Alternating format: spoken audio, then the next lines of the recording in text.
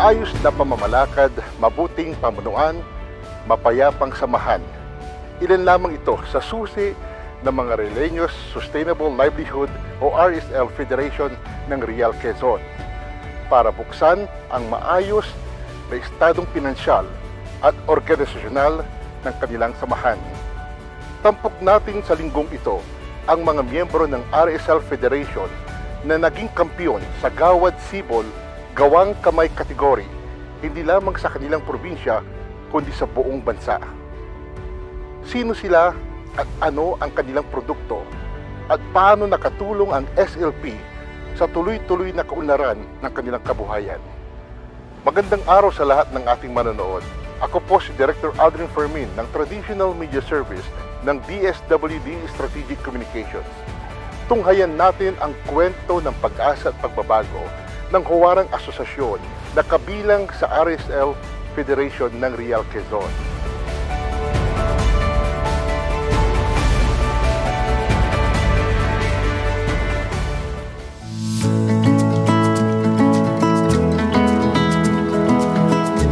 Sa bayan ng Real sa lalawigan ng Quezon, matatagpuan ang Rialeños Sustainable Livelihood Federation na itinatag upang suportahan ang kabuhayan ng bawat miyembro nito.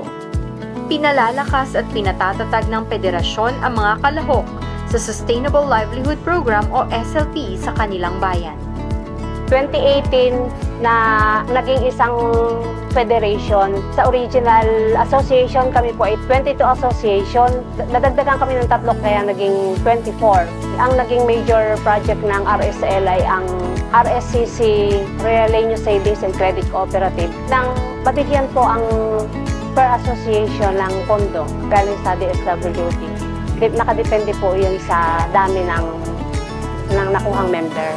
Kung halimbawa, ang isang association ay 30 members, mapupondohan siya ng DSWD ng 300,000. Kung 50 members per association, may 500,000. Kung saan doon po sa mga pinunduhang iyon ng DSWD, ang bawat association ay nagkasundo na mag-share sa RSL Federation ng 50,000 per association. At iyon yung pinuhunan ng RSL doon sa 3 business: catering services, printing services, at trading. Binubuo ng 21 SLP Association sa Real ang federasyon at sa higit 1,000 individual na lumahok sa RSL Federation, karamihan ay mga benepisyaryo ng Pantawid Pamilyang Pilipino Program o 4Ps ng Department of Social Welfare and Development.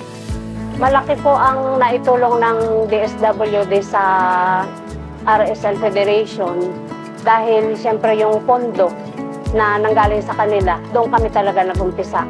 Yun yung naging tungtungan namin para mabuo yung association patungo doon sa federation.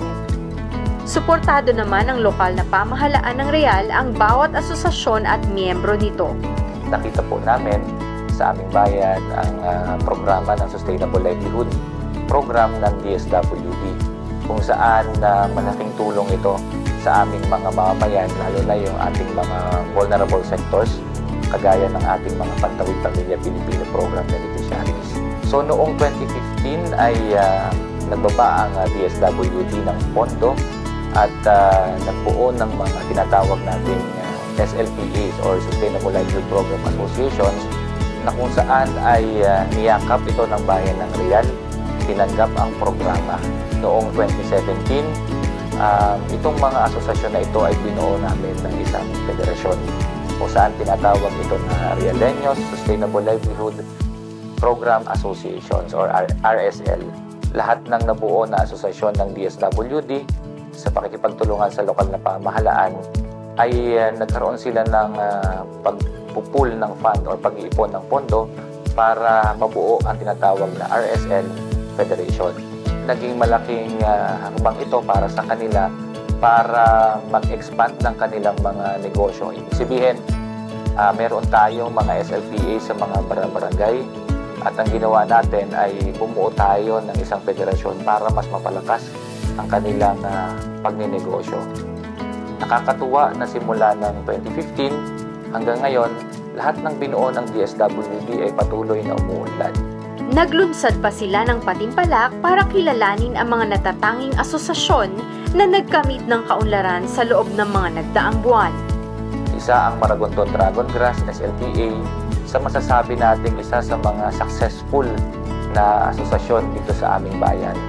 Sa katunayan, noong 2019, sila ay napasali doon sa tinatawag nating sulong bayanihan kung saan nanalo sila sa Gawad Sibol bilang national champion sa gawang kamay category. Simula noon, nakilala ang Maragonton Dragon Grass na isa sa pinakamatatag na asosasyon ng Sustainable Livelihood Program na ang kanilang negosyo ay paggagawa ng walis tambo. Dahil din sa DSWD, nagkaroon kami ng tinatawag na Cash Forward Program kung saan nagtatanim sila ng mga tiger grass o rasa na ito ay malaki ang naitutulong din sa aming environment dahil nagpe-prevent ito ng soil erosion. At dahil dito, yung kanyang bulaklak na nakukuha po dito, ito po yung isa sa mga main ingredient na paggawa po ng walis tambo. Bukod dito, nakaisip na rin po sila ng iba't iba pang mga programa para po sa kanilang mga kabarangay at kamiyembro po ng Maragonton Dragon Grass.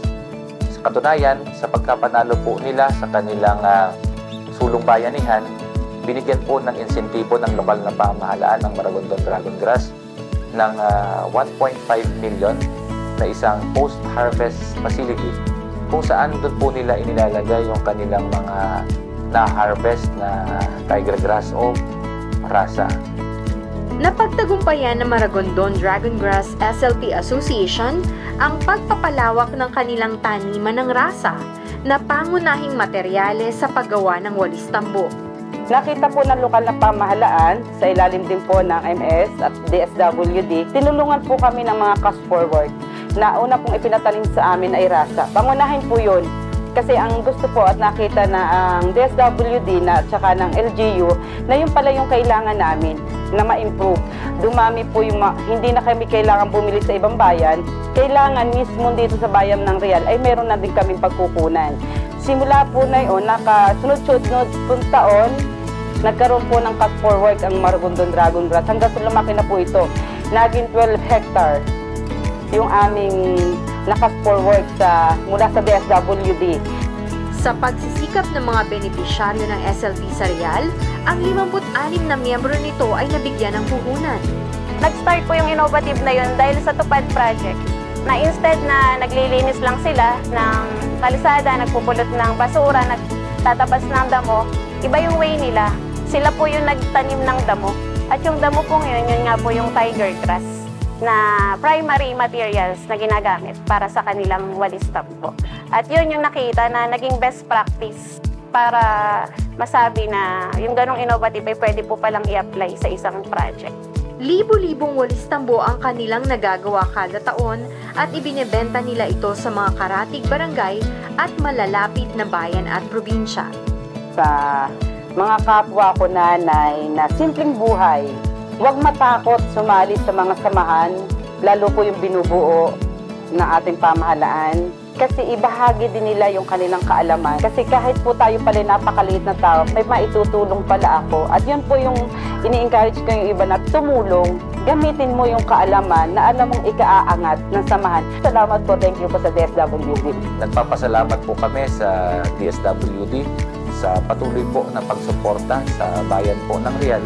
At sana po ay patuloy po na maging katuwang namin ng DSWD sa lahat po ng mga programa at servisyo na ini-implement dito sa ating bayan. Muli, maraming salamat po. Para po sa DSWD, sampo ng kasamahan po namin sa RSL Federation, kami po ay lubos na napapasalamat sa ibinigay po ninyo sa aming pondo. Ito po yung sobra namin pinahalagahan at sobra po namin niyakap dahil po ito po yung nakatulong sa aming kabuhayan. Patuloy na nakikinig at sumusunod ang mga miyembro ng asosasyon ng RSL Federation sa mga eksperto sa ilalim ng SLP, kaya mas napapaunlad nila ang sarili sa mga turo ng programa. Naway lagi tayong maging aktibo sa pagtuklas ng paraan para palawigin ang ating kaisipan sa negosyo man o personal na buhay.